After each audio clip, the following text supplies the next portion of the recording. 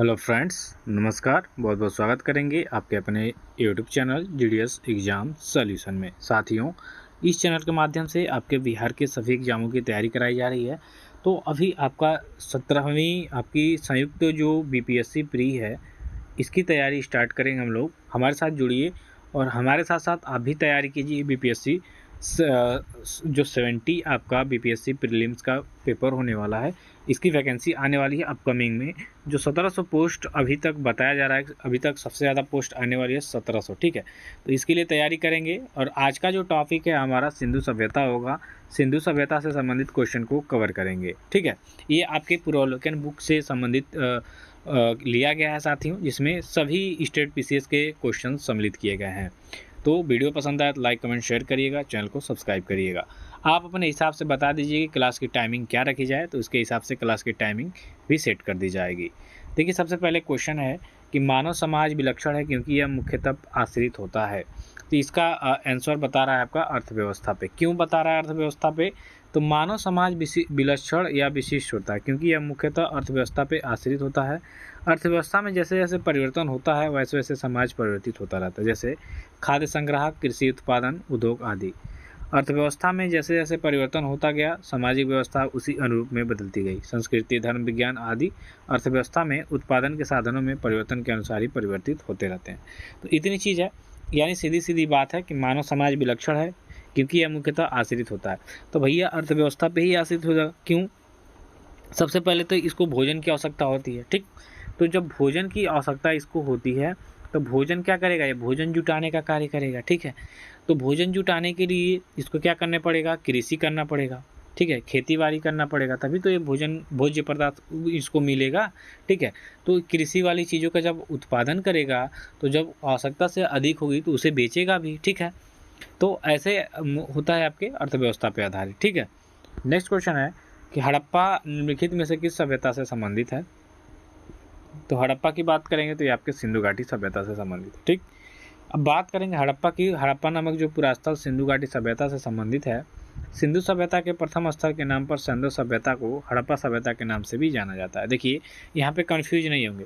सिंधु घाटी Indus valley सभ्यता, valley civilisation या हड़प्पा सिविलाइजेशन एक ही है, नाम थोड़ा सा यहाँ पे चेंज है, ठीक है।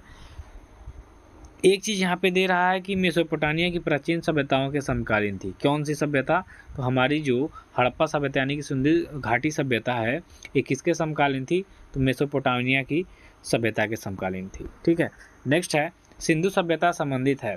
तो सिंधु सभ्यता आपके आदि ऐतिहासिक युग से संबंधित हो जाएगी, ठीक है। क्यों हो जाएगी? तो आदि ऐतिहासिक काल की सभ्यता, क्योंकि यहाँ पर लेखन कला का ज्ञान तो है किंतु अभी तक इसे पढ़ा नहीं जा सका है, ठीक है। आद्य ऐतिहासिक काल मतलब क्या होता है कि लिखित विवरण तो उपलब्ध होता है, ठीक है। लिखित विवरण उपलब्ध है लेकिन इसको पढ़ा नहीं जा सका है, तो ये आपका आद्य ऐतिहासिक इसको हम लोग कहते हैं, ठीक है। चलिए, अगला क्वेश्चन है आपका कि सिंधु घाटी सभ्यता गैर आर्य थी क्योंकि? तो क्योंकि भैया, तो ये आपकी एक नगरीय सभ्यता थी, ठीक है।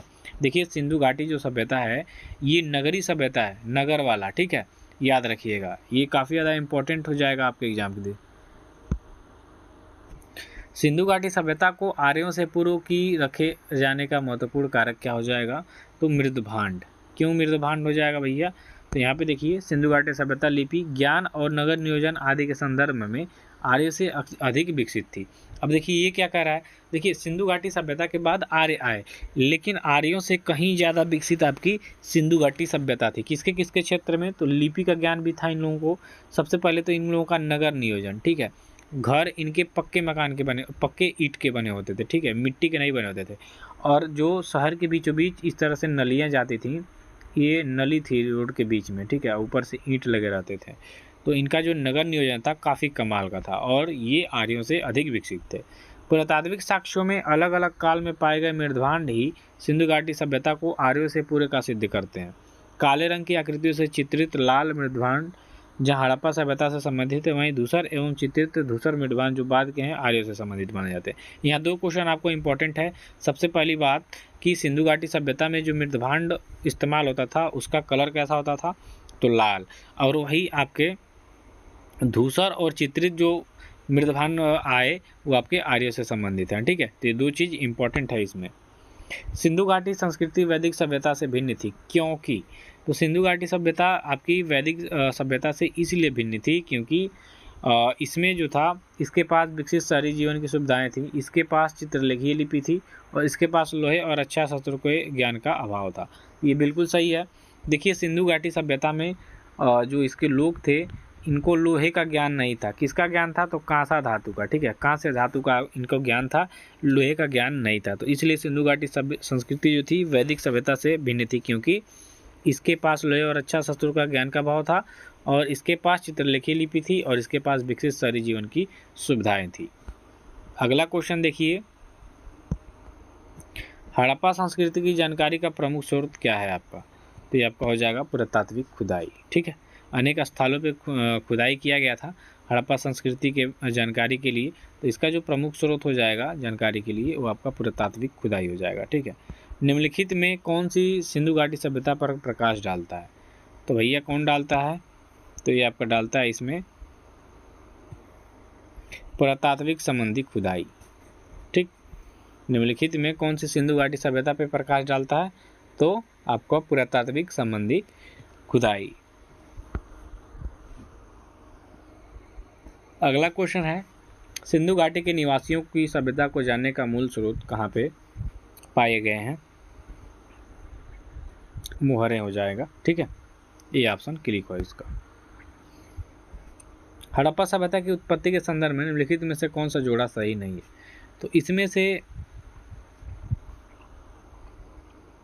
जो विद्वान है, एक विद्वान है एम रफीक मुगल, इन्होंने बताया कि हड़प्पा सभ्यता ने मेसोपोटामिया सभ्यता से प्रेरणा डाली। ठीक, एक है E.J.M. मैके, सुमेर से लोगों का पलायन, मार्टिमर व्हीलर, पश्चिमी एशिया से सभ्यता के विचार का प्रवसन, और अमलानंद घोष ने कहा है कि हड़प्पा सभ्यता का उद्भव पूर्व हड़प्पा सभ्यता की परिपक्वता के परिणाम स्वरूप हुआ है। तो इसमें से आपको बताना है कि कौन सा जोड़ा सही नहीं होगा। तो जी हाँ, ऑप्शन आपका ए है, ये जोड़ा आपका सही नहीं होगा। ठीक है, ये गलत कहा गया है, बाकी सभी सही है। ठीक है, चलिए नेक्स्ट क्वेश्चन देखेंगे। अब यहाँ पे सूची का मिलान करना है। ठीक है, सूची 1 को सूची 2 से सम्मिलित कीजिए और सूचियों के नीचे दिए गए कूट से सही उत्तर चुनिए। तो ये आपका है सी और D. Harappa NMG Majumdar, Hastinapur John Marshall, Takshashila Dayaram Sahni और कौशाम्बी बीबीपाल। तो इसमें से आपको सही जोड़ा मिलाना है। ठीक है,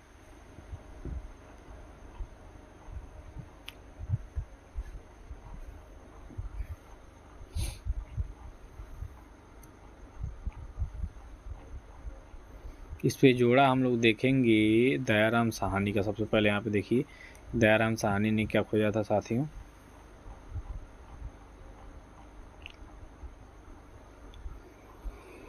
तो दयाराम साहनी का हो जाएगा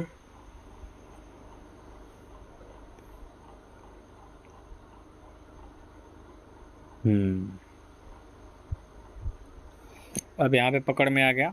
यहाँ पे आपका कूट सही होगा सी वाला। ठीक है, देखिए अब यहाँ पे जोड़ा आपको मिलेगा। हड़प्पा सभ्यता की खोज दयाराम साहनी ने किया था, हस्तिनापुर बीवीलाल, तक्षशिला जॉन मार्शल और कौशाम्बी MG मजूमदार। ठीक है, अब नेक्स्ट क्वेश्चन देखिए, भारत में चांदी की उपलब्धता के प्राचीन साक्ष्य मिलते हैं आपके, तो ये मिलते हैं आपके हड़प्पा संस्कृति में। ठीक है, चलिए देखिए हड़प्पा संस्कृति में जो मिलते हैं, ये आपके जो राजस्थान राज्य है, यहाँ पे चांदी की खान थी, जो आपका नाम है यहाँ पे जावर और अजमेर की खानों से चांदी प्राप्त करते थे। कहाँ के? तो हड़प्पा वासी। ठीक है, नेक्स्ट है, हड़प्पा में मिट्टी के बर्तनों पर सामान्यतः किस रंग का उपयोग हुआ है? तो जस्ट अभी हमने चर्चा किया लाल रंग का। ठीक, ये ऑप्शन हो जाएगा। नेक्स्ट करेंगे, मूर्ति पूजा का आरंभ कब से माना जाता है? तो ये आपके पूर्व आर। ठीक है, पूर्व आर से माना जाता है। सिंधु सभ्यता में भी मूर्ति पूजा का प्रचलन था, इसके उदाहरण अनेक पुरातत्वों से प्राप्त हुए हैं। ठीक है, नेक्स्ट है, निम्नलिखित पशुओं में से किसका एक हड़प्पा संस्कृति में पाई मुहरों और टेराकोटा कलाकृतियों में निरूपण नहीं हुआ था? तो आपका गाय नहीं था भैया।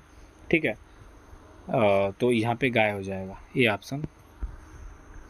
निम्नलिखित में कौन सा एक हड़प्पा स्थल नहीं हो जाएगा? तो इसमें से कौन एक हड़प्पा स्थल नहीं है? तो सोहगौरा, बाकी आपका चन्हुदड़ो, कोटदीजी और देसलपुर ये आपके हड़प्पा स्थल हैं। बाकी सोहगौरा उत्तर प्रदेश के गोरखपुर में राप्ती नदी के किनारे स्थित एक गांव है।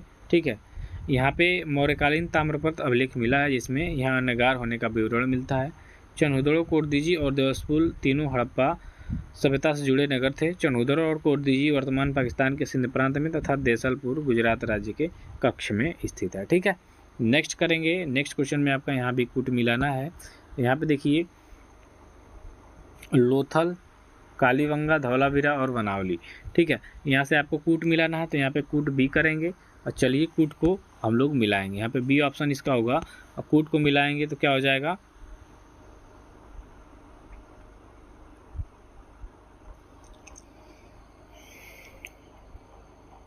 लोथल गोदीबाड़ा और हो जाएगा कालीबंगा आपका जुता हुआ खेत यहाँ से मिला है, और धौलावीरा से क्या मिला है आपका, तो हड़प्पन लिपि के बड़े आकार के 10 चिन्हों वाला शिलालेख, और बनावली से क्या मिला है, पक्की मिट्टी की बनी हुई लाल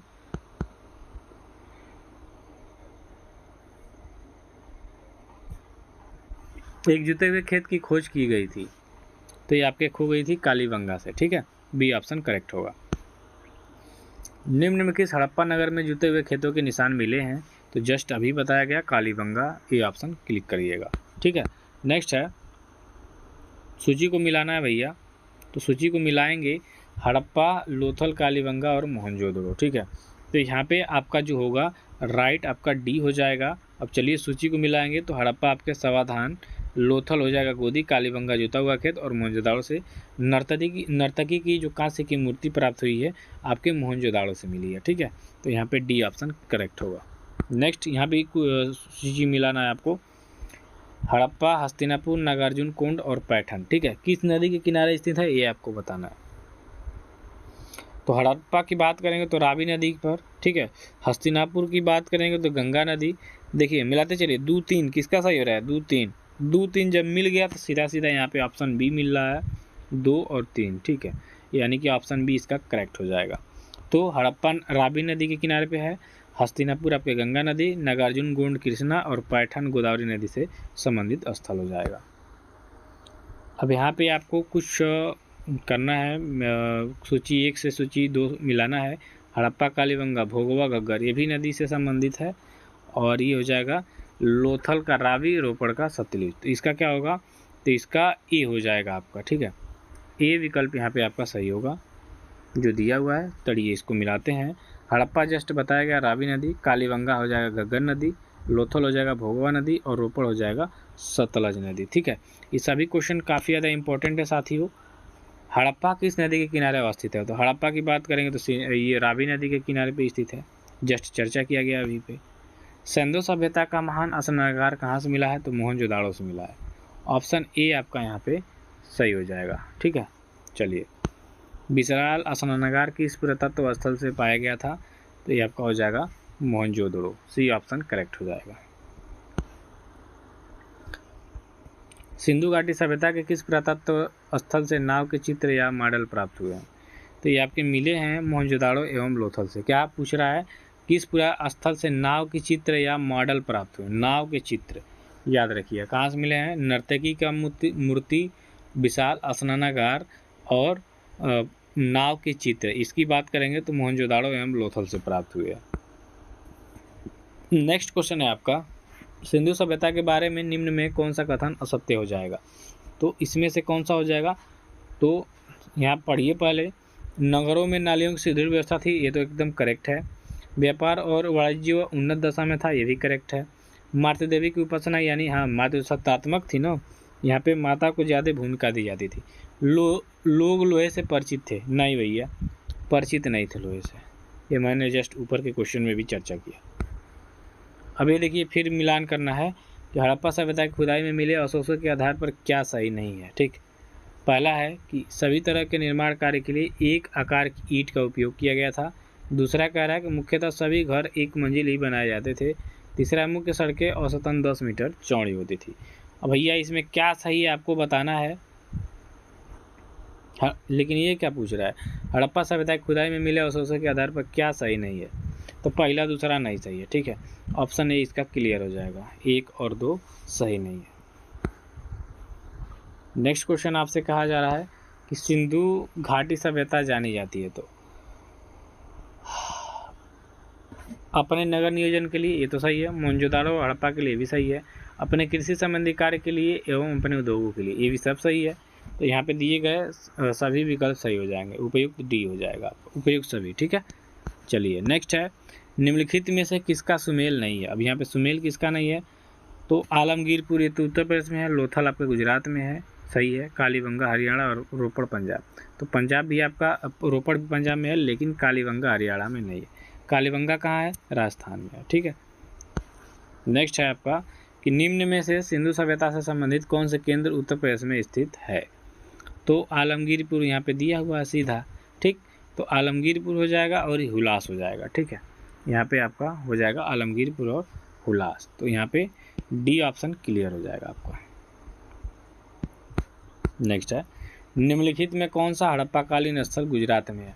तो ये आपका लोथल सीधा सीधा दिख रहा है, ये बंदरगाह भी था, तो ये यहाँ पे है। ठीक है, नेक्स्ट है, हड़प्पा संस्कृति के स्थल पर उनकी स्थिति संबंधित निम्नलिखित युगों में कौन सा ही सुमेलित नहीं हो जाएगा। तो ये हो जाएगा आपका राखीगढ़ी राजस्थान, राखीगढ़ी आपका हरियाणा में है। बाकी आपका आलमगीरपुर उत्तर प्रदेश, दैमाबाद महाराष्ट्र में, बनावली हरियाणा, लेकिन राखीगढ़ी आपका पड़ता है हरियाणा में, ये राजस्थान में नहीं है। नेक्स्ट है, निम्नलिखित में कौन हड़प्पा संस्कृति के पूर्वी सीमांत का निर्धारण करता है। तो ये आपका आलमगीरपुर करता है। ठीक है, ऐसे बनाता है ना, ये आपका पूर्वी है, ये आपका पश्चिमी है, ये आपका उत्तरी है, ये आपका दक्षिणी है।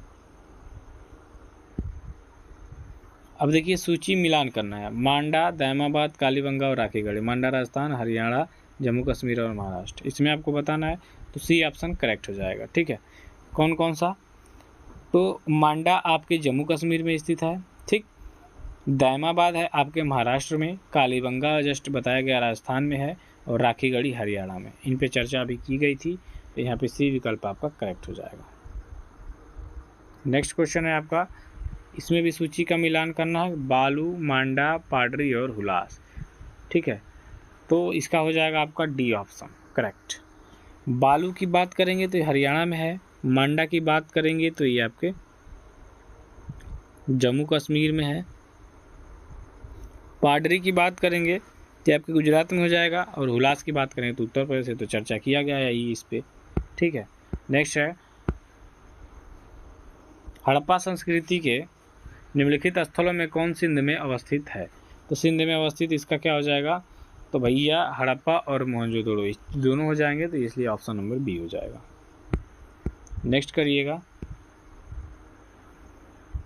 मोहनजोदड़ो निम्नलिखित में से कहाँ पर स्थित है। तो मोहनजोदड़ो आपका पाकिस्तान वाले प्रांत में होगा, है ना, यहाँ पे पाकिस्तान के सिंध प्रांत में, सी ऑप्शन करेक्ट हो जाएगा। चनहुदड़ो के उत्खनन का निर्देश दिया था, तो किसने दिया था, तो J.H. मैके ने। ठीक है, अगला है, सिंधु घाटी सभ्यता का कौन सा स्थल अब पाकिस्तान में है। तो वही हड़प्पा होगा, बी ऑप्शन करेक्ट हो जाएगा। नेक्स्ट, रंगपुर जहाँ हड़प्पा समकालीन सभ्यता थी है, तो रंगपुर पूछ रहा है कहाँ पे है, तो ये आपके सौराष्ट्र में है। ठीक, नेक्स्ट है, दधेरी एक परवर्ती हड़प्पा स्थलीय पुरा स्थल है। ठीक, दधेरी एक परवर्ती हड़प्पीय पुरा स्थल है, तो पंजाब का हो जाएगा। नेक्स्ट है आपका कि सिंधु सभ्यता का कौन सा स्थान भारत में स्थित हो जाएगा, तो लोथल हो जाएगा, यहाँ पे दिया हुआ है सी। नेक्स्ट है, वो हड़प्पीय नगर जिसका प्रतिनिधित्व लोथल का पुरातत्व स्थल करता है किस नदी पर स्थित था, तो ये आपके भोगवा नदी पे था। ठीक है, नेक्स्ट है, हड़प्पा सभ्यता स्थल लोथल स्थित है, तो ये आपके गुजरात में, प्रमुख बंदरगाह है ये। सिंधु घाटी सभ्यता का पत्तन नगर था, तो वही आपका लोथल, सी ऑप्शन करेक्ट होगा। नेक्स्ट है, निम्नलिखित में कौन सा एक हड़प्पा का बंदरगाह हो जाएगा, तो ये भी आपका लोथल हो जाएगा।